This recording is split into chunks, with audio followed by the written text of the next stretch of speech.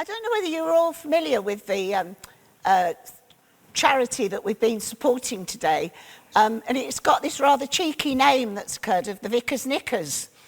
And there was even a line on the news, "Come and show the vicar your knickers," which seemed nearly too much, didn't it? But it's good fun. And it made me think of a book I had when one of the grandchildren was very small.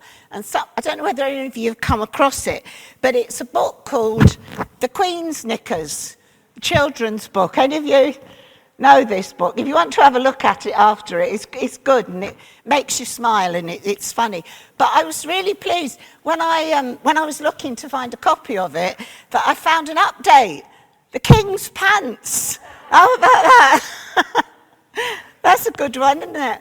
So they're there if anybody wants to borrow them. I think my grandchildren have had a fill of Queen's knickers and a bit beyond the King's Pants.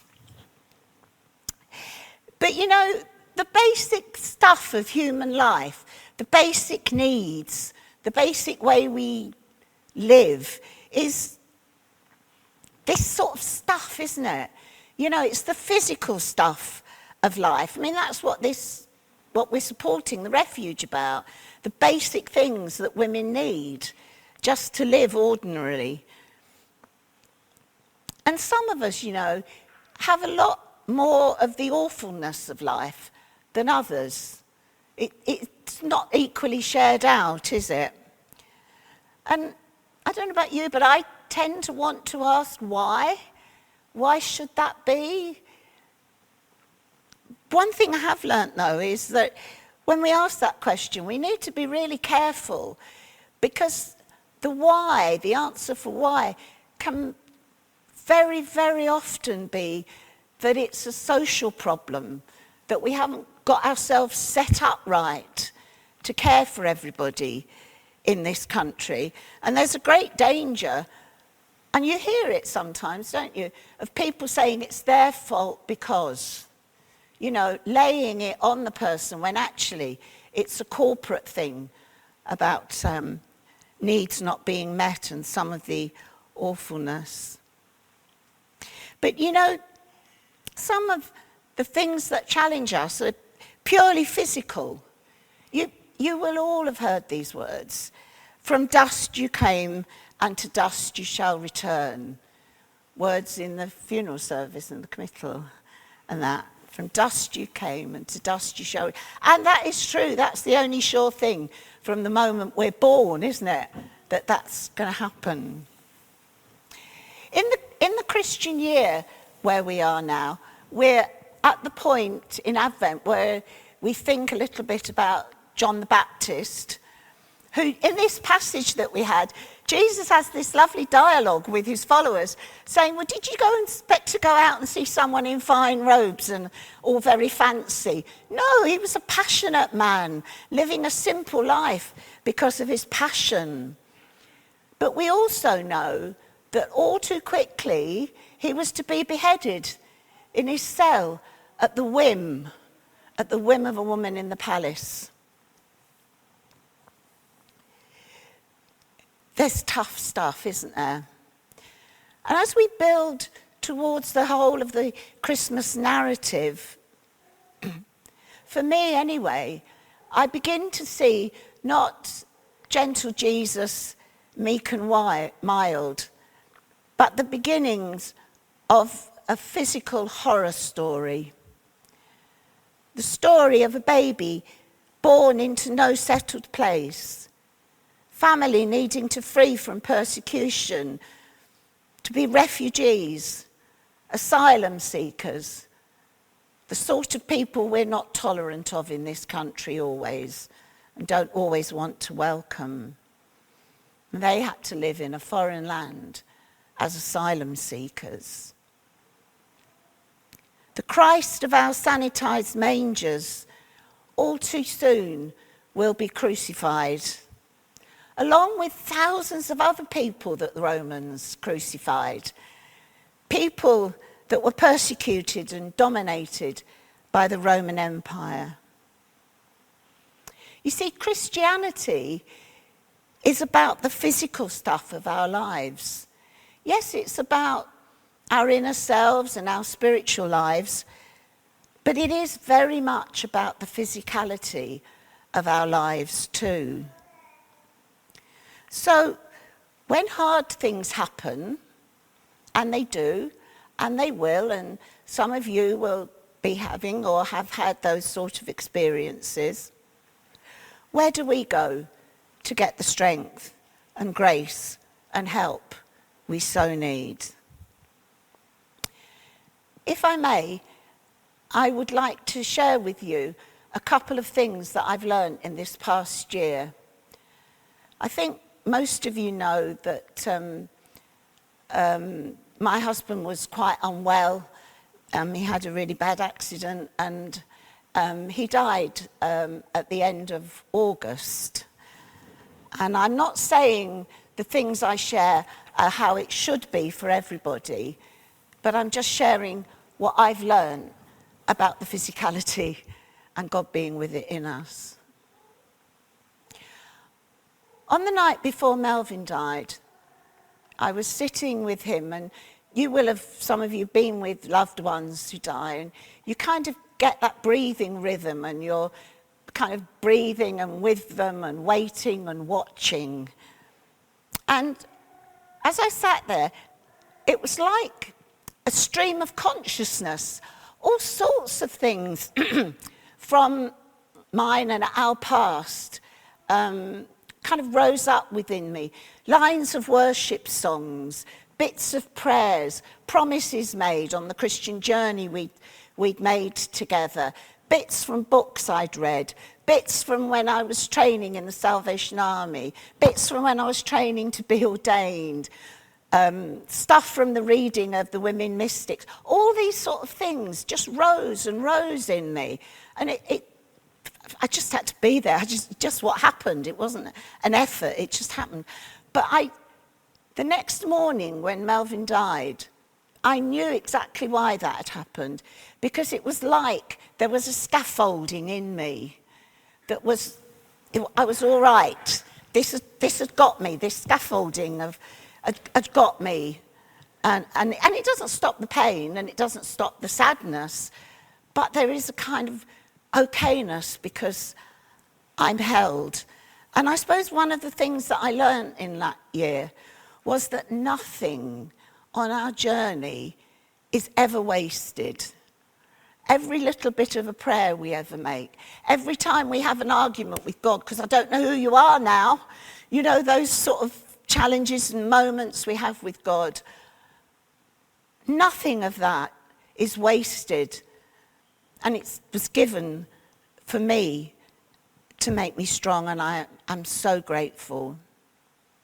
And as we walk this journey of life, it's the God of involvement in the human condition that sustains us, I believe. Another sustaining thing that I learnt and remembered is making the commitment to God and to ourselves that we will live lives of love, that we will love the stranger, we will love the person who we find awkward and difficult, we will love those who we have trouble understanding, we will make a commitment to love. The year before, strangely enough, it's a year since I spoke here in church, and must be like the longest time ever. And strangely enough, I've had these third Sunday of Advent, I've had it for the last 3 years to preach. Nobody knew that had happened. But some of you will remember that the year before last, I spoke about a story, which is a true story, experience, of 2 women that were on a hospital ward. I wasn't there working. I was poorly myself. And just briefly to remind you, these 2 women, it was a time before, in Oldham, before we'd got translators and all sorts of services, and there was a lot of racism going on. And I got up in the night, I was very worried about it. And as I looked over, there were these two women were sat on the same bed, just in the pool of light from the lamp over the bed head. And as I went by, they signalled to me, and it's a longer story, but we sat together, two Muslim women and myself, and we prayed together in the silence, holding hands on that hospital bed. And that experience, they were God's angels to me, teaching me how I was to go forward and the work that led to my being ordained. And I'm forever grateful for that. But this year, as we came to the end of Melvin's life, I thought it would be lovely to have a bit of clergy support. Rob and Lizzie were both away, although Rob was in touch by email, by text. And most of all my clergy friends were away. So I just kind of went, oh, well, okay, this is how it's going to be. And it will be all right. But God had other plans. There was a care assistant who was working where Melvin was. His name's Abu. I'll never forget him. He's a beautiful Nigerian man. He's a doctor, and he'd come over here to get his qualifications enhanced. But in order to be able to afford to do it, he was working as a care assistant. I mean, that's remarkable, isn't it? And he was so beautiful in the way he cared for Melvin. It moved me over and over again to see the way that he did that. Melvin had been moved up onto the nursing floor by this stage, and the night before he died, the afternoon, Abu came up to sit a while with me. And that in itself was lovely. But as we sat there, I found myself saying to him that the thought that was going through my mind was something in the Bible, and it was, to everything there is a season, a time to laugh, a time to cry, you know the words. And that was running through my mind at that time. And I didn't know if Abu was a person of faith or not. And very gently, he shared with me a line from the Quran. And he blessed my soul in the doing of that. And as we sat together, the blessing that God had for me through him was immense. On the following morning, when Melvin had died, I very much wanted to do the last washing, and I couldn't. So I sat, as I had done, at his head, by his head, and these two beautiful women cared for Melvin for his body, in the way that I couldn't. And it was so beautiful to watch their hands on him. It was a thing of beauty, I can only say. And Shazia was one of them. She was a slightly older woman. And we talked and we shared. And of course, you can guess, Shazia was a Muslim too. And we sat together afterwards as women, sharing as the women in the Gospels did. We sat together, and she shared her love from her faith, and we shared our wisdom from both of them. I thought I was on my own, but God had decided other. And so one of the things that I'd learned from that was never to fear the unknown, never to fear the person that you don't understand. Because we are all of the same stuff of human life. When we die, we will all be part of this planet again. The same elements keep being recycled in life. in all of life, and we are physical beings as well as spiritual beings. So again, how can we cope when for us the hard times and the awfulness hits? In 1873, going back a bit there was a man called Horatio Spafford, and he lived in Chicago.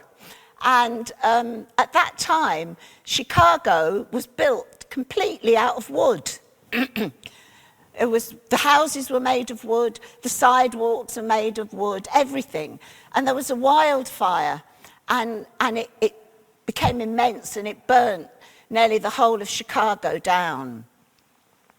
And many people were killed in it, and Horatio Spafford, a man of Christian faith himself, lost everything, and lost any means of supporting his wife and his 4 children.